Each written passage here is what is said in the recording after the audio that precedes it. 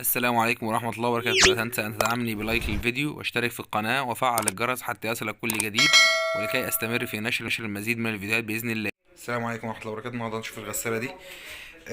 زي أي غسالة أوتوماتيك، هي الباب بتاعها قفل مش عايز يفتح. هنحاول دلوقتي نشوف هنفتحه ازاي مع بعض. ممكن طبعا بسلك واير أو بخيط سنارة أو بسلك رباط زي ما أنا بعمل كده. إن شاء الله هنحاول نفتحها وربنا يكرم إن شاء الله وتفتح. طيب هو ده سلك رباط، لان انا طبعا السلك اللي انا بفتح بيه الواير مش لاقيه. طبعا ده سلك رباط ماشي، زي ما احنا شايفين انا عامل له يد يمين ويد شمال، بنحاول نفتح بيه وربنا ييسر الحال. اهم حاجه تنزل السلك تعديه الفتحه اللي ما بين الغساله وما بين البودي. اه تمام. ايوه هنبتدي نعديه اهو.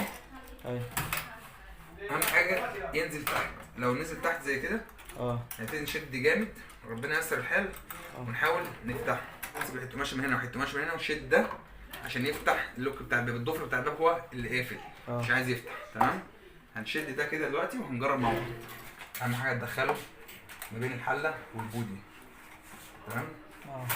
هنبتدي نشد واحده واحده من تحت سنه ومن فوق سنه لحد ما ده يبتدي يفتح معاك. خلاص اهو. تمام. طبعا ممكن تعملها مره او اتنين او تلاته او اربعه لحد ما يبتدي يفتح معاك، يعني طبعا بيبقى ايه ساعتها بيبقى فيه مشكله او بيبقى فيه الباب بيبقى اللوك قافش جامد، فممكن ياخد منك ايه وقت شويه. لكن هنا احنا عملناها من شويه اهو فتح معانا. دلوقتي احنا بنجربها تاني وتالت ورابع قدامكم. كده احنا خلصنا. ما تنساش لو الفيديو عجبك لايك وشير واشترك في القناه وفعل الجرس عشان يوصلك كل جديد. والسلام عليكم ورحمه الله وبركاته.